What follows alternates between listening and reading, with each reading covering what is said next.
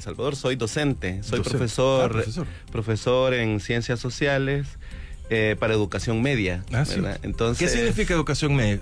Educación media es bachillerato, tercer ciclo también. Ciencias sociales es estudios sociales. Estudios sociales. A nosotros nos tocó es como la asignatura de estudios sociales que se imparte desde la educación básica hasta la educación media, ¿verdad? ¿Sociales es la realidad nacional e internacional? Sí. Prácticamente sí. Ahí es donde aprendemos delimitaciones, historia geografía del medio natural país. Y humano, historia del Salvador, algunos métodos de investigación social. Voy a aprovechar porque con él voy a conversar lo que tanto critico. La historia, ¿cómo se cuenta? Sí. Y qué espacios quedan en el limbo de la historia, y porque siempre les he dicho,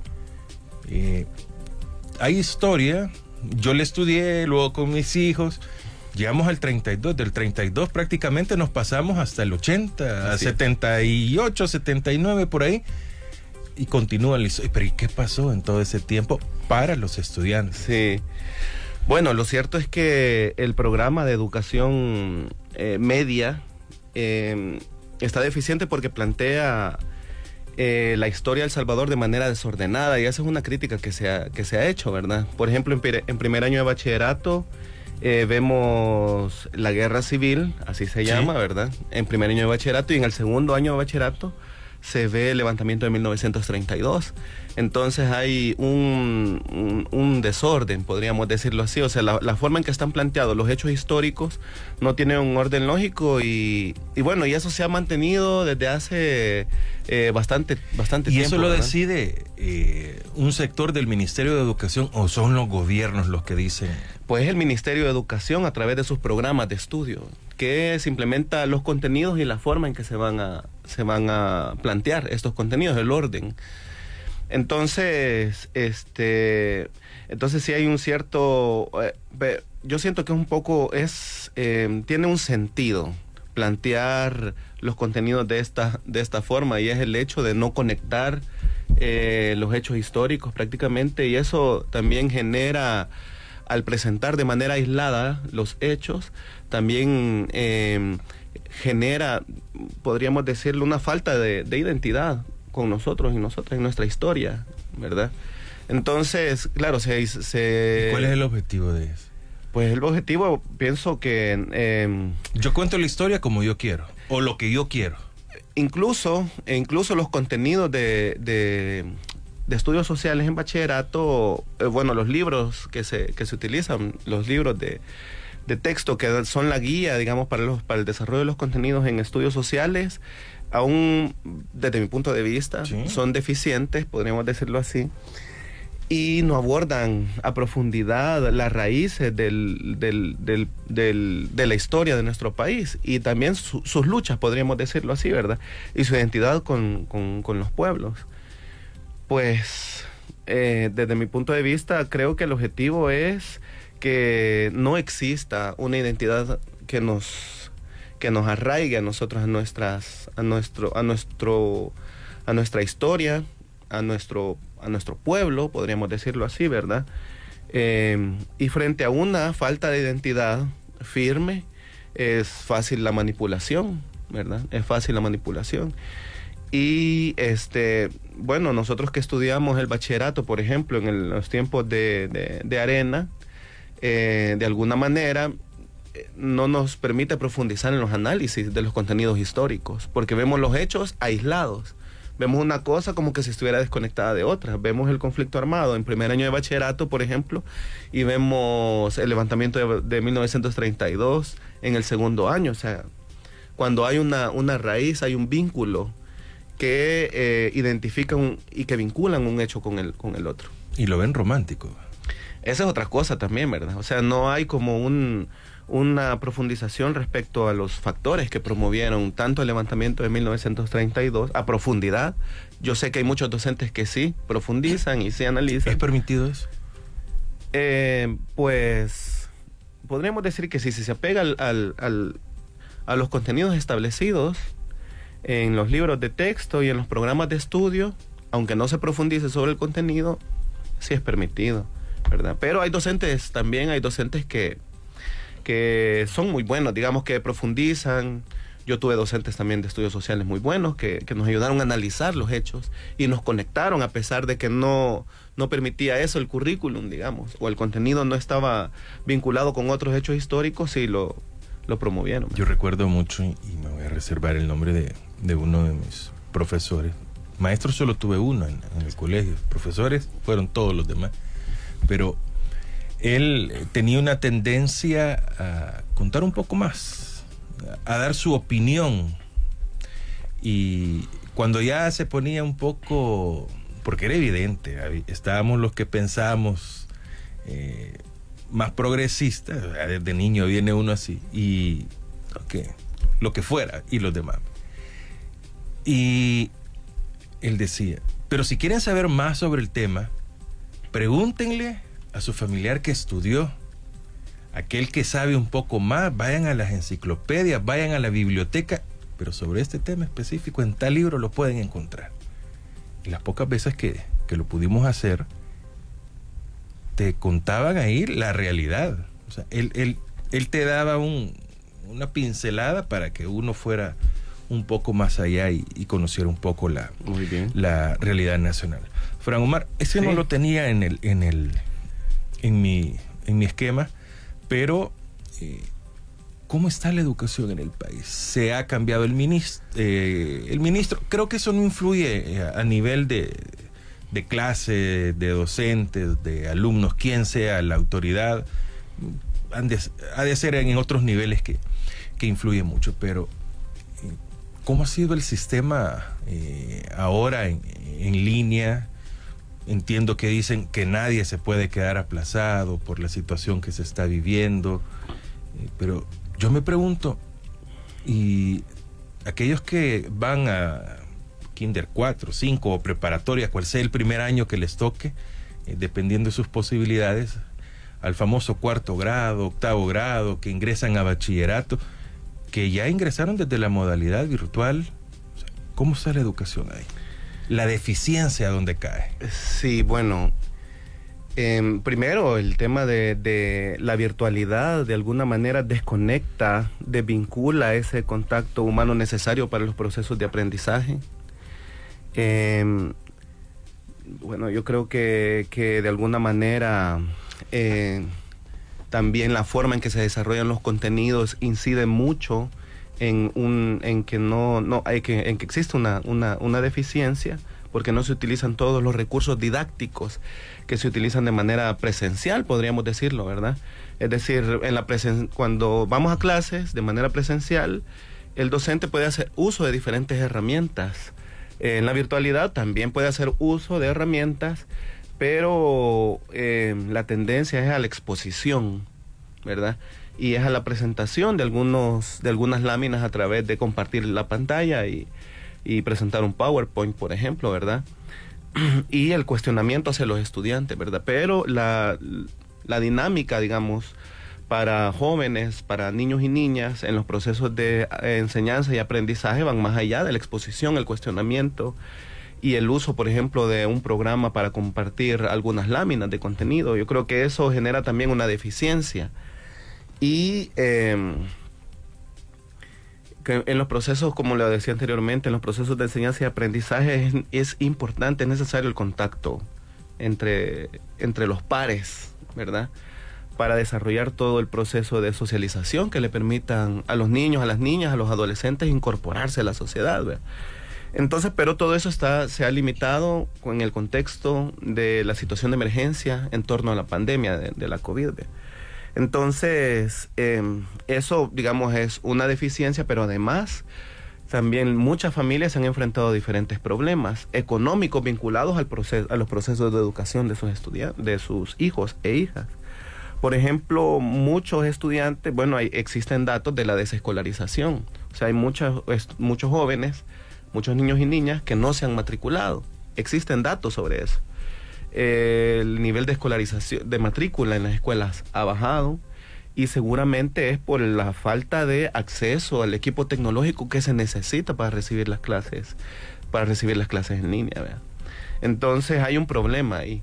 Aparte de eso, la garantía de que el estudiante, a pesar de que esté matriculado, e incluso que pueda tener acceso a un teléfono inteligente para poder recibir las clases, eso no significa que necesariamente las va a recibir, porque necesita recargar el teléfono para tener acceso a internet, para poder conectarse a una plataforma y ¿qué hacen recibir cuando el alumno le dice, no tengo para saldo, no tengo internet, no hay wifi? ¿Qué se hace ahí? ¿Cómo evalúas? Pues es bien complicado, la verdad es que Que no es culpa del estudiante. No es culpa del estudiante. En todo caso, el Estado, según lo que plantea el artículo 53 de la Constitución, todas las personas tienen derecho a la educación, es un derecho inherente. Pero, y por lo tanto, como es un derecho inherente, el Estado debe de garantizar las condiciones para que este derecho sea efectivo. Sin embargo, digamos, el cumplimiento de este derecho ha sido deficiente porque no existen los recursos económicos o los estudiantes no tienen los recursos suficientes para poder accesar. O sea, es bien complicado porque eso desmotiva al estudiante, desmotiva a la familia. Hay un problema ahí que tiene que ver con el acceso económico, o sea, con la capacidad de recursos que tienen las familias para poder garantizar de que sus hijos estudien. Van a preferir, por ejemplo, en la situación en la que estamos, las familias van a preferir de que sus hijos, ellas coman, a que reciban las clases, ¿verdad? O sea, si lo ponemos en una balanza, que es primordial, garantizar lo inmediato, ¿verdad? Garantizar la alimentación de la familia, aunque eso signifique, por ejemplo, no pagar un paquete de internet, ¿verdad? Y eso significa que el estudiante no participe en clase. Claro, hay facilidades, las escuelas han permitido, por ejemplo, de que algunos estudiantes no asistan a las clases virtuales por estas mismas situaciones y desarrollan algunos tipos de cursos de nivelación, podríamos decirlo, ¿verdad? Eso ha sido como la salida, ¿verdad? Pero ¿qué tipo de educación entonces es la que se está garantizando en el país? ¿Qué tipo de jóvenes estamos formando, digamos, qué tipo de formación estamos brindando a los jóvenes con este tipo de educación si no hay garantías de los recursos suficientes, ¿verdad? Bueno, dejamos al docente en paz un momento. Vamos con el estudiante, con el luchador social, con el que ve la realidad nacional, la coyuntura que estamos viviendo en El Salvador, que no es nada fácil. Los temas económicos, las guerras que se dan afuera del Salvador, influyen directamente a nuestro país. ¿En qué nos puede influir Ucrania y Rusia a nosotros? Claro, las consecuencias son grandes, las medidas que pueda tomar para bien o para mal el gobierno también afecta, pero yo le pregunto, siempre tiene que ver con la educación. ¿Dónde están las instituciones de educación superior actualmente para los problemas del país? O sea, ¿cuál es la posición? ¿A dónde están? ¿Qué aportan? ¿Qué hace? ¿Qué pasa en nuestro país? Bueno, en realidad, algunas instituciones de educación superior se han pronunciado respecto a la realidad del país, ¿verdad? Y han tenido posiciones críticas, han mostrado también algún nivel de encuestas para medir la opinión pública, pero el sentido crítico frente a los fenómenos sociales y también el sentido de propuesta frente a la situación, frente a los distintos problemas que enfrenta la sociedad, pues ha sido muy deficiente, podríamos decirlo así, ¿verdad? Principalmente voy a hablar por la Casa del Pueblo, por la Universidad de El Salvador, ¿verdad? Que históricamente ha tenido una opinión científica, pero también crítica frente a los problemas sociales y ha dado algún nivel de propuesta. Y han habido diferentes situaciones, diferentes coyunturas a las que nos hemos enfrentado como sociedad salvadoreña, pero que la Universidad de El Salvador ha tenido muy poco protagonismo, ¿verdad? Entonces, podríamos decir en este caso que la Universidad de El Salvador debe de recuperar ese papel crítico, ese papel protagónico de opinión científica frente a los fenómenos sociales y de propuesta, ¿verdad? Que ha sido podríamos decirlo, ha sido una limitante durante estos 2 años, ¿verdad? Históricamente también el movimiento estudiantil, por ejemplo, ha jugado un papel protagónico, el movimiento estudiantil de la Universidad de El Salvador, porque también hay organizaciones o asociaciones estudiantiles en otras universidades, pero el papel del movimiento estudiantil dentro de la Universidad de El Salvador ha sido crítico frente a los fenómenos sociales, pero también en este periodo, digamos, ha tenido poco protagonismo, ¿verdad? Y eso tiene mucho que ver con que la Universidad de El Salvador esté cerrada, con que las clases sean virtuales, con que los procesos de socialización, como lo decíamos anteriormente, significan el contacto entre estudiantes para analizar incluso la realidad social, la realidad política, cultural del país, y que esto se ha visto limitado porque la Universidad de El Salvador sigue cerrada hasta este momento. Y bueno, ¿cómo es posible de que, por ejemplo, los estadios estén abiertos, los bares estén abiertos, pero la Universidad de El Salvador, que es un centro de estudios, de educación superior, sí mantiene la virtualidad, digamos, como las clases de manera virtual, limitando los procesos de socialización y limitando las capacidades, las posibilidades del debate entre estudiantes para tomar posición frente a los fenómenos sociales. Ha sido muy criticada la posición del señor rector. Sí, o sea, sí ha sido criticada porque prácticamente ha mencionado él de que han habido como algunos periodistas que responden a intereses económicos que lo están presionando para que tome posición frente a los fenómenos sociales, pero ese ha sido el argumento de él. Lo cierto es que la sociedad salvadoreña está sufriendo, digamos, una embestida en diferentes temas, está siendo víctima de serios retrocesos en materia económica, en materia democrática, perdón, en materia de transparencia, en retroceso respecto al tema de los acuerdos de paz, y hay un silencio dentro de parte, por ejemplo, por lo menos así lo hemos visto nosotros y nosotras, hay un silencio de parte de las autoridades de la Universidad de El Salvador frente a estos fenómenos, frente a estos retrocesos. ¿Debe pronunciarse? Debería pronunciarse porque la Universidad de El Salvador en su lema está hacia la libertad por la cultura y la búsqueda de mejores condiciones, la búsqueda de garantías para una libertad plena de la mayoría de la población, parten de avances en materias democráticas, en garantía a los derechos de las personas, que por cierto que hemos tenido retrocesos en este contexto. Y si la Universidad de El Salvador no se pronuncia, pues no está cumpliendo con su lema, con su visión, ¿verdad? Con lo que persigue. Si esperamos una posición, si el rector en este caso ha sido criticado, es por la posición, muchos dicen, en pro del gobierno. ¿Tiene que ser necesariamente en contra del sistema las posiciones de todos los que representen la Universidad Nacional, Fran Omar? No. El tema no es tanto dar una posición a favor o en contra de los gobiernos.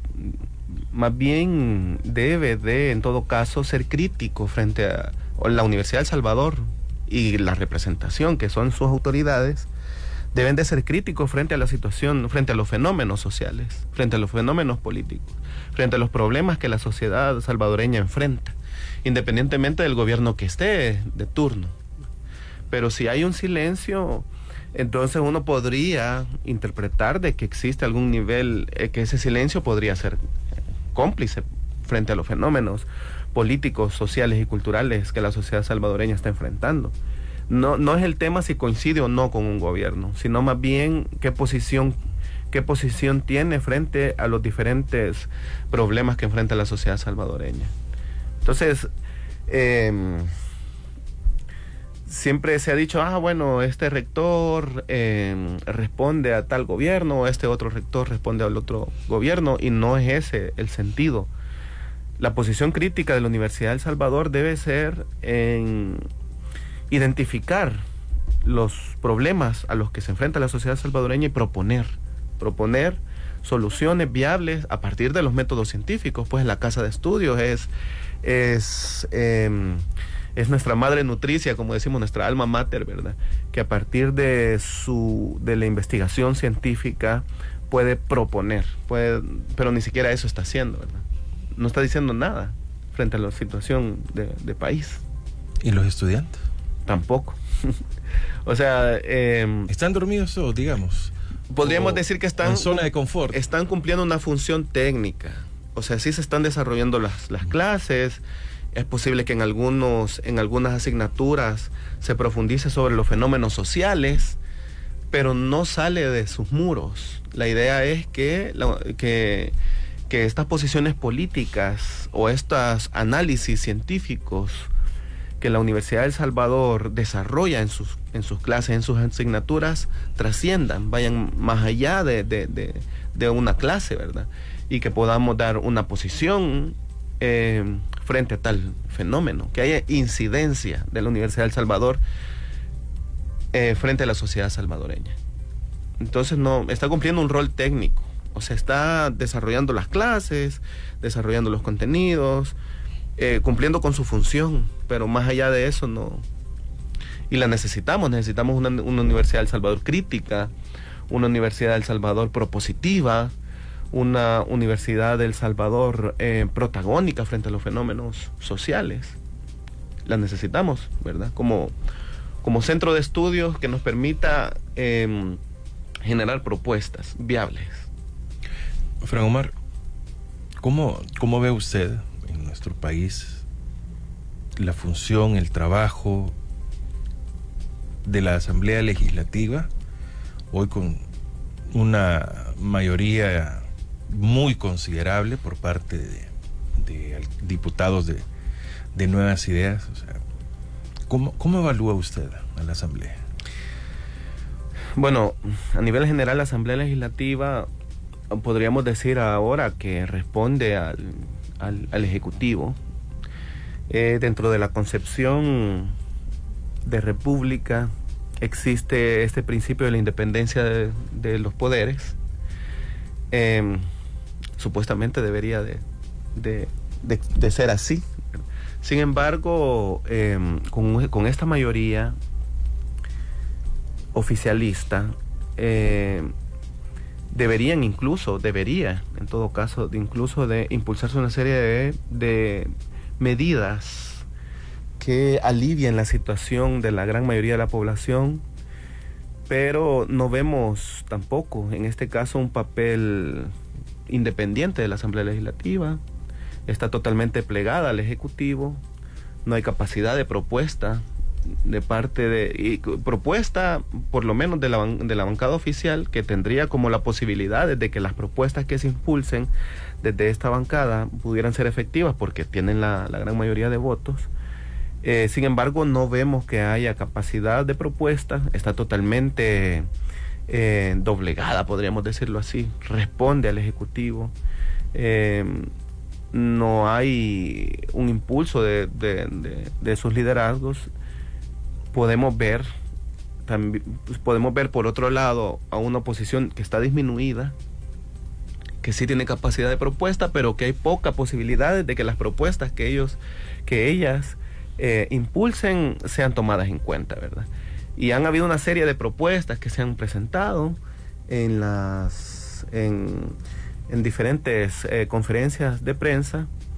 Últimamente, por ejemplo, ha sonado bastante la idea de la propuesta, por lo menos de Dina y de Anabel, que son diputadas de la oposición y que han tenido una capacidad de propuesta bastante protagónica, podríamos decirlo así. Ha sonado bastante, por lo menos eso es lo que he visto mediáticamente, la posibilidad de que se disminuya o que se elimine el IVA, por lo menos en un tiempo determinado, frente a la situación, frente al agravamiento y al encarecimiento de la vida, al encarecimiento de los productos básicos, que se disminuya o que se quite el IVA por un tiempo determinado a la gasolina. Y eso aliviaría de alguna manera porque hay un efecto en la medida en que incrementan la gasolina, incrementan pues todos los productos, ¿verdad?, que se transportan, y eso golpea a la población. Esta es una propuesta muy buena, sin embargo no se ha tomado en cuenta, eso es a lo que quiero llegar, ¿verdad? Hay una serie no se ha tomado en cuenta en el pleno de la Asamblea Legislativa. Y por otro lado tenemos una mayoría oficialista que no dice nada, que está plegada totalmente al Ejecutivo y que, teniendo la capacidad de proponer soluciones a los problemas a los que nos enfrentamos, pues guarda también un silencio, ¿verdad? Se dedican más a hacer algunas campañas en redes sociales, y ¿cómo podríamos decirlo? Se dedican, bueno, a mencionar de que nunca nada antes de lo que se hace ahora se había hecho anteriormente, ¿verdad? Y en torno a eso gira su discurso. Y pues en realidad el pueblo necesita más que propaganda. Necesita soluciones viables, necesita también capacidad de propuesta de estas personas que fueron electas para cambiar la situación del país, para cambiar la situación en condiciones en el sentido de mejorar las condiciones de la población, no para desarrollar campañas en redes sociales, ni para hacer campañas, por ejemplo, de que ahora viajé en el transporte público y me siento como que si estoy en Europa, por ejemplo, ¿verdad? O para andar viajando, ¿verdad? Porque también esa ha sido una de las cosas que se ha criticado anteriormente, pero que bueno, que todavía se continúa con esa dinámica de los viajes, de presentar presentar permisos ante la Asamblea Legislativa para salir del país con gastos pagados, ¿verdad? Que creo que debería de ser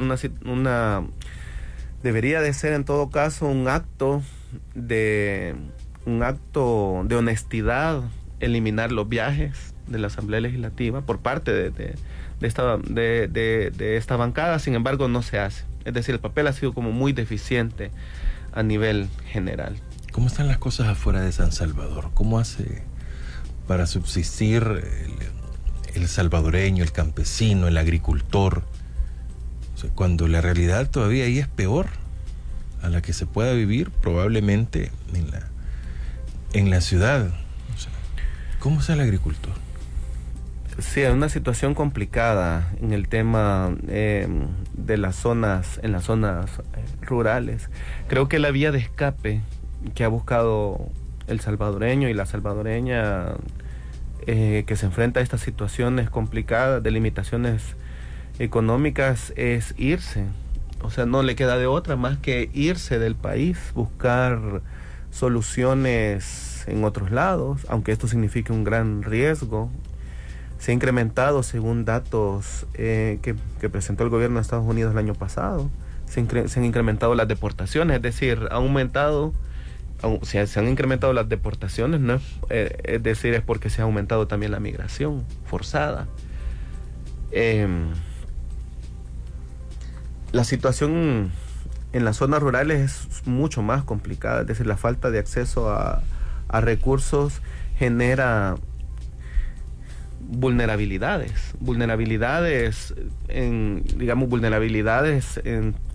las condiciones económicas, vulnerabilidades físicas, es decir, que hay un deterioro en las condiciones de vida, en su calidad de vida, en su vivienda.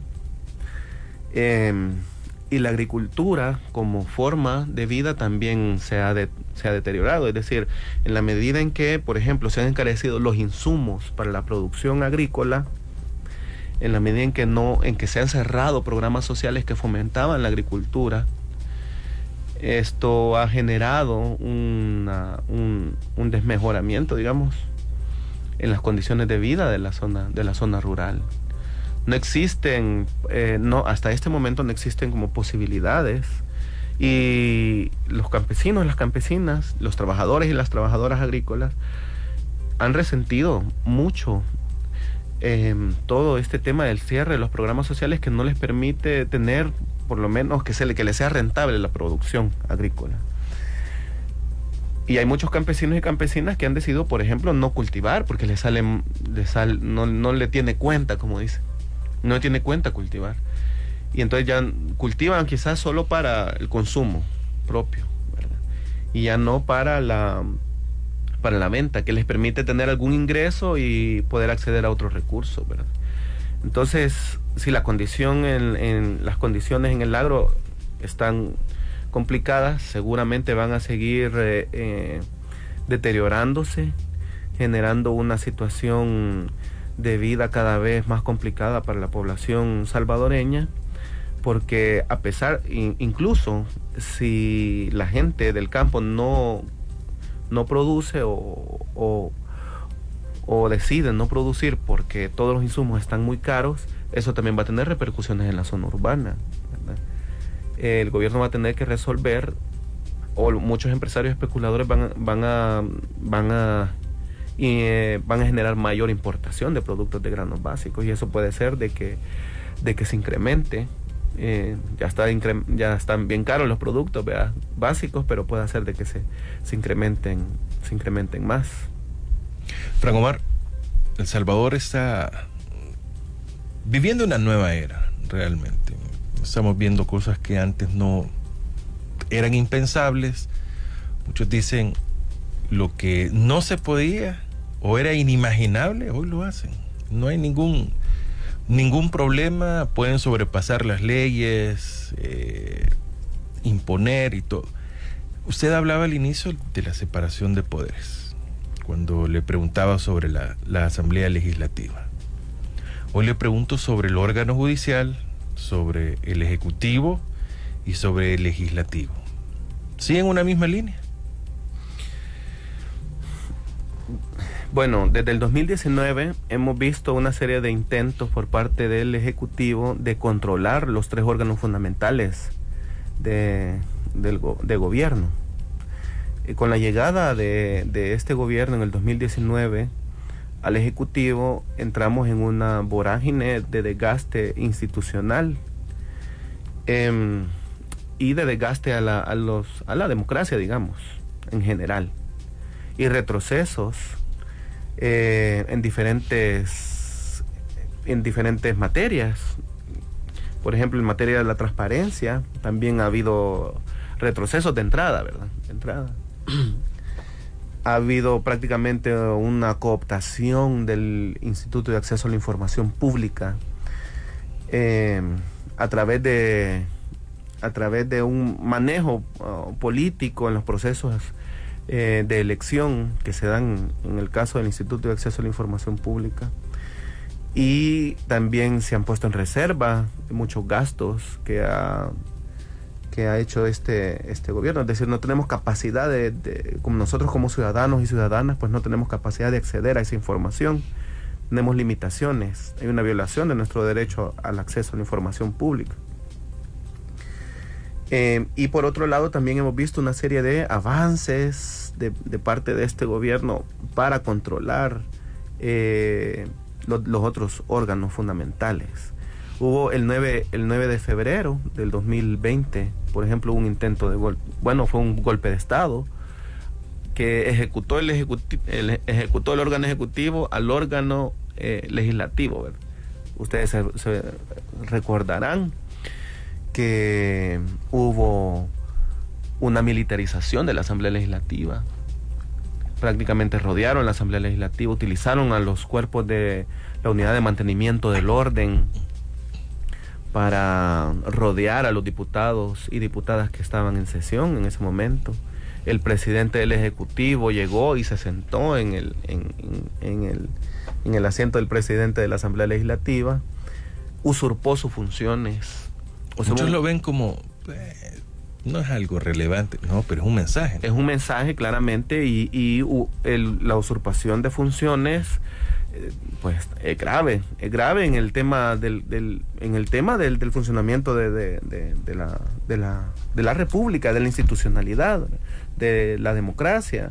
Es decir, ni en tiempos, y eso es lo que dice mucha gente, ni en tiempos de dictadura el presidente del país usurpó las funciones de otro órgano, ¿verdad? Existían otras formas, pero nunca se usurpó como sí lo hizo este presidente. Después retrocedió, obviamente. Y con el apoyo masivo que tuvo y el control que tuvo en la Asamblea Legislativa en el 2021, prácticamente consumó lo que quiso hacer el 9 de febrero del 2020, y es controlar el órgano judicial. El 1 de mayo se destituyeron de manera ilegal a los magistrados de la Sala de lo Constitucional. Se sustituyó también de manera ilegal al fiscal general de la República, y posteriormente se aprobó una ley que obligaba a los jueces y juezas mayores de 60 años a jubilarse, ¿verdad? Y respetando lo planteado en la Constitución, ¿verdad? De que en todo caso se debe de generar todas las garantías para que la función de los jueces y las juezas deban ser de manera independiente y apegadas a la ley, y no a través de presiones, ¿verdad? Entonces el gobierno, el Estado debe de garantizar las condiciones necesarias para que la función de los jueces y juezas sea independiente. Sin embargo, con esta ley pues se obligó a los jueces, ¿verdad?, a jubilarse. Podríamos decir fue un golpe general, un golpe técnico. Y posteriormente se dice en la misma ley que aprobaron que dependiendo de las condiciones, algo así, dependiendo de las condiciones, pues se va a solicitar a los jueces que están digamos en edad de jubilación, que se reincorporen a sus funciones. Es decir, por un lado tiro el atarroyazo de que todos los jueces mayores de 60 años se jubilen, pero por otro dejo abierta la puerta para que se incorporen quienes son afines a mi posición política. Esa es la lectura que podríamos hacer en este caso. Hubo una denuncia de muchos jueces que, por cierto, salieron a marchar el 7 de septiembre del año pasado denunciando este golpe, que ha sido otro retroceso a la democracia de este país. Y como podemos ver, ha habido una constante desde el 2019 de golpe y tras golpe al funcionamiento institucional. Ha habido retrocesos a la democracia, como le hemos dicho, ¿verdad? No existe seguridad jurídica. A nivel general podríamos decirlo que no existe seguridad jurídica, y eso vulnera los derechos de la gran mayoría de la población, porque aquí, si por ser de oposición te pueden montar cualquier caso, aunque no sea cierto, y te mandan un año a estar preso mientras te investigan, y si es posible todavía pueden prolongar tu detención provisional mientras están investigando si el delito que cometiste fue cierto o falso, ¿verdad? Entonces hay toda una irregularidad en los procesos judiciales que más tienen un objetivo político que en realidad resolver, digamos, el problema de la justicia en el país. Se ha politizado prácticamente el órgano judicial. Frank Omar, ¿y las organizaciones sociales en general qué papel están jugando en nuestro país? Bueno, en general podríamos decirlo que ha habido un avance de los movimientos populares, de las organizaciones sociales, de las organizaciones de la sociedad civil, a pesar del miedo impulsado por este gobierno. Prácticamente son las organizaciones populares, son los movimientos quienes han tomado el protagonismo de una oposición en la calle, y de denuncia con mucha valentía, podríamos decirlo, que las organizaciones están jugando ese papel, y ha logrado canalizar el descontento de la sociedad salvadoreña a través de la acción de movilización, de las acciones de movilización. Desde el 2000, podríamos decirlo desde mediados del 2021, hemos visto como un ascenso en la acción de calle de las organizaciones de la sociedad civil, de las organizaciones populares, y en la calle donde han propuesto soluciones a los problemas, han denunciado los abusos por parte de este gobierno. Y eso ha generado también algún nivel de identidad. La gente ha generado identidad con las organizaciones y se han sumado a las movilizaciones. Por ejemplo, podríamos decirlo, desde el 1 de mayo del año pasado ha habido un incremento en la participación de la sociedad salvadoreña en las distintas acciones de movilización, que se vio con mayor realce desde el mes de septiembre del 2021, ¿verdad?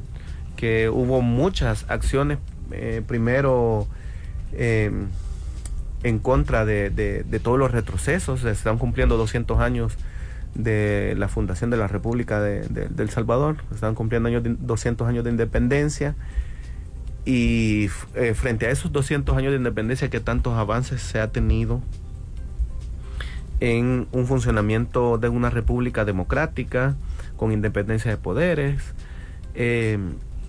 Entonces el 1 de septiembre se hizo una acción de movilización a la Asamblea Legislativa. Posteriormente, el 7 de septiembre se presentó un recurso, una pieza de correspondencia solicitando la derogación de la ley Bitcoin. Y el 15 de septiembre fue como una acción bastante participativa, fue masiva la participación de la población, en donde expresó su indignación frente a toda la situación que estamos viviendo a nivel general. Posteriormente, en septiembre, hubo otras movilizaciones, y ustedes podrán haber visto de que desde septiembre, por ejemplo, las acciones de movilización y de denuncia por parte de las organizaciones sociales han ido incrementándose. Claro, frente a estas movilizaciones, frente a este avance de los movimientos populares, que se han convertido en una verdadera oposición frente a los abusos de este gobierno, el gobierno lo que ha hecho ha sido tomar una serie de medidas represivas, como la limitación de la circulación de las personas que vienen a las actividades de movilización. Podemos ver, por ejemplo, de que el gobierno, los días de las marchas, instala una serie de retenes en la periferia de San Salvador para garantizar de que la población no exprese su descontento. Y para esto utiliza a la policía y a la Fuerza Armada. Y a pesar de que ha intentado bloquear la movilización de la población, la gente ha superado incluso todos estos operativos que el gobierno utiliza para que la gente no participe y llega a las movilizaciones. Claro, hay mucha gente que lo que ha hecho es, frente a esta medida represiva del gobierno, lo que ha hecho es bloquear la calle ahí donde los han detenido, ¿verdad? Que me parece una acción valiente frente a todo como le hemos dicho, todo este avance represivo que ha tenido este gobierno. La gente ha respondido de manera muy, muy valiente. Y creemos que hasta este momento el papel del movimiento popular, el movimiento social, va a seguir en esa dinámica, va a seguir incrementando. Y prácticamente se vuelve como una obligación de las organizaciones populares frente a los ataques de este gobierno. Se vuelve una obligación nuestra, como nosotros y nosotras, miembros de organizaciones sociales, denunciar todos esos abusos y proponer en la calle. ¿Qué mensaje deja el problema del transporte que se está teniendo? La captura de Catalino Miranda, no sé ese mensaje sí no me queda nada claro, pero el llegar, tomar los autobuses, que la Fuerza Armada sea los que conducen, todos los controles que están teniendo en las paradas de autobuses, pero creo que son las más concurridas en las que están. Yo aplaudo que estén, sí, y que controlen, pero que no solo en estos días. O sea, ¿qué pasa los demás días donde realmente el servicio del transporte público violenta los derechos de todo el usuario? Pone en riesgo sus vidas. ¿Dónde quedan los demás días? Sí, ciertamente nosotros vemos todos estos hechos como una campaña que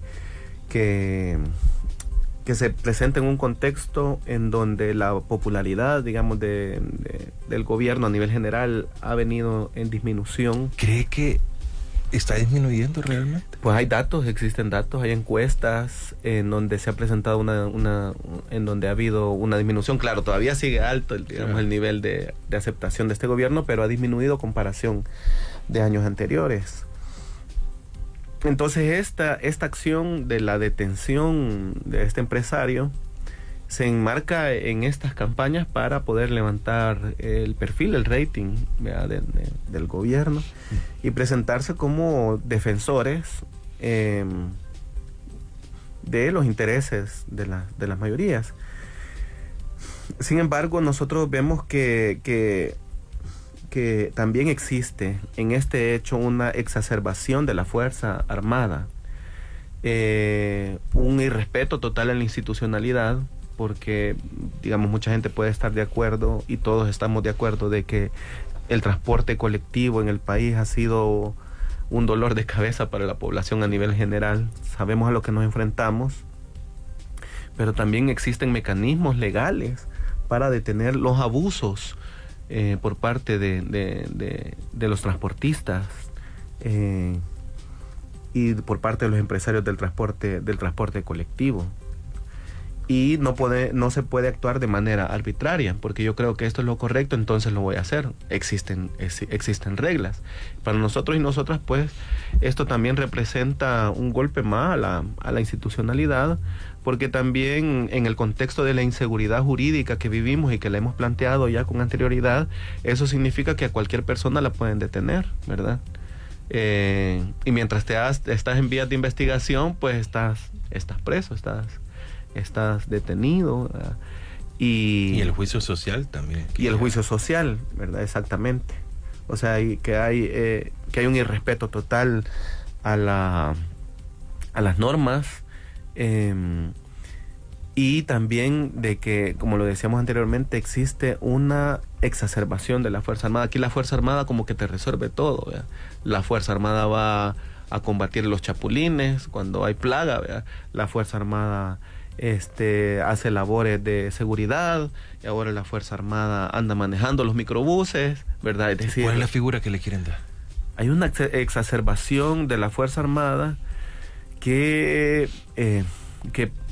prácticamente es un retroceso a la firma de los acuerdos de paz. El papel protagónico que en todo caso debe tener la Fuerza Armada es de acuerdo a lo que establece la Constitución, la función de la Fuerza Armada, que es velar por la seguridad del territorio, velar por sus fronteras. Es decir, existen funciones delimitadas que están en la Constitución y que fueron producto de la negociación y de los acuerdos de paz firmados en 1992. Anteriormente, la Fuerza Armada, antes de la firma de los acuerdos de paz, la Fuerza Armada tenía otro rol, un rol más político, podríamos decirlo así, ¿verdad? Que se garantizó con una lucha heroica del pueblo, que esa función política que había ejercido la Fuerza Armada se le fuera quitada. Y ahora vemos que hay una dinámica de exacerbarla, de garantizar como un rol en la sociedad salvadoreña que no le compete. Entonces, seriamente es un retroceso que a nivel general golpea a la sociedad salvadoreña, porque significa que todo el tema de que la función de la Fuerza Armada está en todas las áreas de la sociedad, en toda la dinámica de la sociedad. Y yo creo que más va por ahí el golpe, ¿verdad? Más va por ahí el sentido. Más que, por ejemplo, la sanción, más que la sanción que se le puso, digamos, a los transportistas, que por cierto es una sanción exacerbada y fuera de la ley, pero que la gente, en el sentido del juicio social que estás planteando, lo mira bien, ¿verdad? Mira bien que lo hayan detenido, aunque no se haya cometido delito, ¿verdad? Mira bien que la Fuerza Armada controle y se apropien de los buses y microbuses que ofrecen el transporte colectivo, y eso que se hizo un desorden total ayer, ¿verdad? Porque la gente, los militares no se sabían la ruta, porque había un desorden a la hora de abordar, o sea, un problema que se generó ayer, o sea, que fue una mala decisión, que al final tuvieron que echar mano de las personas a las que habían quitado, es decir, los motoristas, ¿verdad? Después les tuvieron que decir, bueno, está bien, manéjenlo ustedes porque ustedes saben, conocen la ruta, ¿verdad? Entonces, así estamos. O sea, es una situación, como dicen los memes, ¿verdad? Parece chiste, pero es anécdota. Entonces, una situación complicada a la que nos enfrentamos totalmente. Un retroceso a la institucionalidad. Miren, están establecidas las reglas del juego en la Constitución, sí, que han sido totalmente violadas en diferentes puntos, en diferentes etapas de nuestra realidad, podríamos decirlo así, ¿verdad? Y ayer, por ejemplo, ellos habían mencionado algo, ¿verdad? Habían dicho de que se justificaba la apropiación de los vehículos. Se justificaba la apropiación de los vehículos de transporte público de este empresario, ¿verdad?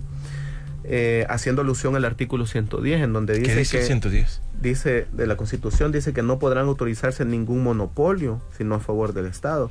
O sea, al parecer como que estaban planteando de que este empresario tenía un monopolio sobre el tema del transporte colectivo, lo cual es totalmente falso, ¿verdad?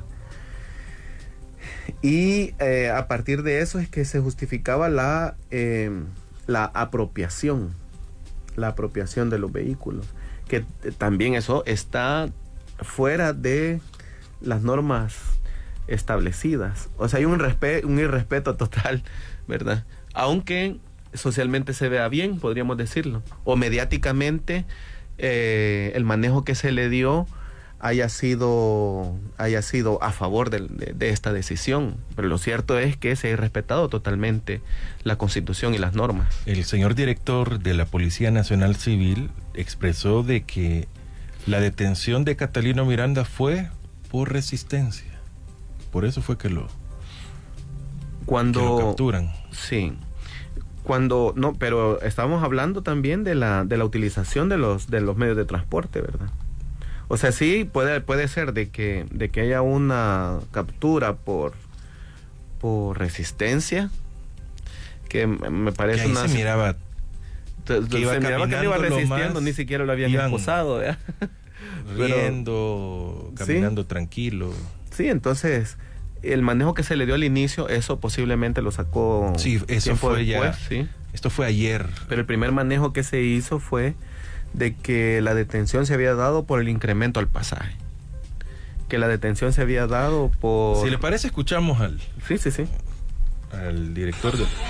Catalino Miranda es de la Policía Nacional Civil de Tránsito y otras unidades llegan a verificar las unidades del transporte público que están asignadas a la ruta 42 y la ruta 152.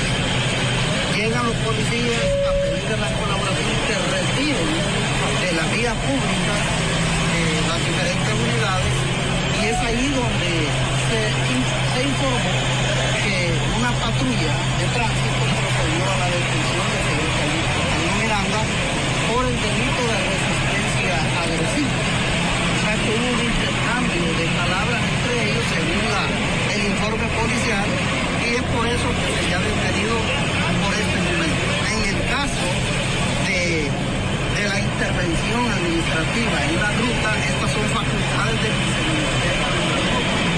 Recordemos que dentro de la legislación de creación del Viceministerio... Bueno. Sí, entonces... Habló todo ahí. Sí, pero bien o mal, si nosotras y nosotros pues escuchamos, ellos plantean de que hubo un intercambio de palabras y que por eso se dio la detención. Como lo hemos venido planteando, nos parece y que conste que aquí no estamos defendiendo a nadie, sino lo que estamos... Sí, porque dicen, hoy los de la oposición defienden a los que siempre han abusado. Pero no es eso.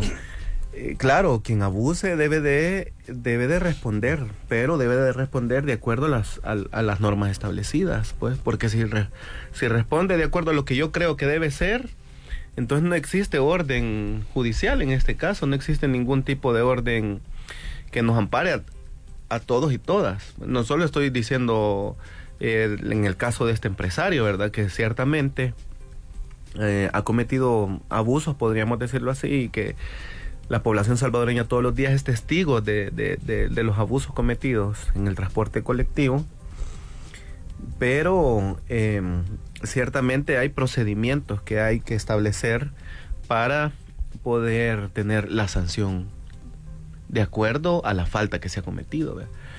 Pero si yo digo, bueno, porque quiere subirle el pasaje lo voy a meter preso, por ejemplo, no es como... Y lo digo, digamos, desde mi posición de ciudadano, todos y todas entonces corremos peligro de que nos vayan a detener por cualquier cosa, como lo dijo él.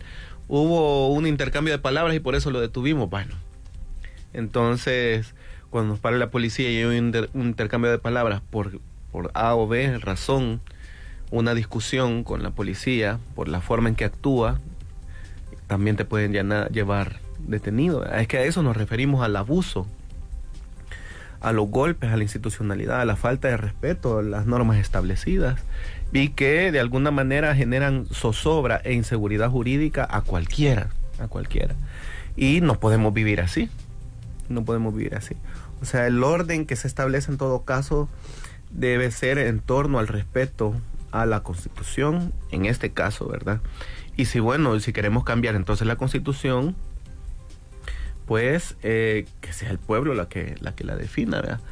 Pero no podemos actuar de manera arbitraria creyendo que yo estoy haciendo lo correcto y en torno a eso entonces voy a detener a cualquiera que se me ponga enfrente porque yo... Son los criterios, ¿no? Concluyo de que es abusivo, por ejemplo, y lo voy a detener sin un debido proceso en donde se establece de que sí, en realidad esta persona está cometiendo abusos, ¿verdad? Para eso existe un órgano judicial independiente, ¿verdad? Para establecer los procedimientos, para también esclarecer la inocencia o la culpabilidad de alguien en el cometimiento de una falta o un delito. Bueno, así es. Bueno, Frank Omar o Francisco Omar para... ¿Frank o Francisco? Frank, está bien. Así lo conoce la charada, ahí en la universidad. Sí. Gracias por acompañarnos. Si tienes algo para concluir, es el momento. Bueno, agradecer la invitación. Estamos a disposición siempre, ¿verdad? Y hacerle el llamado a la gente a... Vamos a hablar en una próxima de las clases de sociales. Del programa de estudios sociales. Fíjese que muchos dicen, bueno, así nos han enseñado, creo yo, de que el buen estudiante es el que sabe matemáticas y el que sabe, en mi época, idioma nacional, hoy es lenguaje. Sí. Pero para mí la materia más importante, o sea, en formación, es estudios sociales. Claro. Todas las integral. Sí. Todas son. Sí, todas las asignaturas. Esta te forma. Exactamente. Te genera un sentido crítico de la realidad y es fundamental. Pero siempre se ha visto como estudios sociales. De hacer dibujitos, colorear. De hacer mapas. Sí, todos los años nos enseñan que los mapas, el punto es que solo nos fijamos en el mapa, pero es diferente el mapa lo que te está enseñando. La historia siempre te dicen de que la independencia, que los próceres, que es... No. Ayer decía el exdiputado Manuel Flores, la importancia de Pedro Pablo Castillo. Y es de los próceres que apenas, como dice un amigo mío, apenas salen en la foto. A duras penas, anantillos. Exacto. La importancia de la historia del país, de cómo te cuenten la historia. Que yo te puedo contar la injusticia hacia los indígenas y otro te va a decir es que los indígenas no trabajaban. Otro, no, es que la oligarquía tomó estas decisiones para proteger a los indígenas. Es el mismo escenario contado de tres formas. Claro. Y así te van formando. Sí, claro. Sí, o sea, sería importante en un momento determinado abordar el papel de las ciencias sociales, quizás, en el sistema de educación en El Salvador, ¿verdad? La importancia de esta asignatura. El que entiendan, porque en sociales yo recuerdo Mi hija estaba en Kinder 4 y salió para la independencia, hablando del triángulo equilátero, pero dentro del escudo Sí, qué nacional, bueno, sí. hablando de la independencia de los órganos del Estado. Exacto. Si hoy entendiéramos realmente qué significa la independencia de los órganos del Estado, creo que no estuviéramos así. Pero algo tan simple, nadie lo interpreta. Sí, claro, nadie lo interpreta. Y hay una posición, y hay un sentido para que nadie lo interprete, es decir, un objetivo también. O sea, eso es a propósito de que nadie lo entienda. Porque en la medida en que no se profundiza, no se analiza y no se compara, digamos, los fenómenos sociales, políticos, pues es más fácil la dominación, ¿verdad? Y entonces lo que yo digo es lo correcto. Y lo vemos ahora en las campañas mediáticas que impulsa este gobierno, ¿verdad? O sea, yo soy el bueno y todos los demás son los malos. Y en realidad han habido muchos retrocesos, como lo hemos mencionado en este programa. A lo largo de este programa hemos mencionado una serie de hechos que han significado serios retrocesos en diferentes temas, ¿verdad? Pero claro, según lo que plantea el gobierno a través de sus campañas mediáticas, quienes critican eso son los malos, ¿verdad?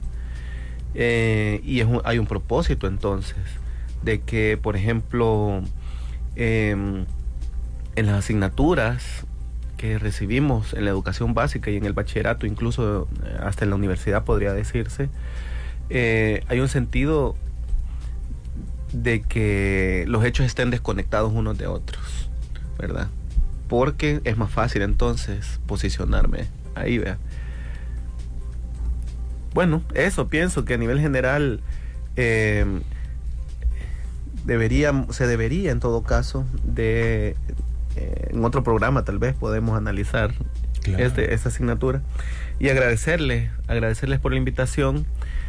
Bueno, yo soy parte del bloque de resistencia y rebeldía popular, que es un espacio que aglutina diferentes organizaciones sociales, organizaciones de la sociedad civil, organizaciones populares, que pues nos hemos definido como un agrupamiento crítico, propositivo, un agrupamiento de organizaciones de izquierda, de organizaciones progresistas, que frente a todos estos abusos hemos decidido mantenernos y salir a las calles a denunciar.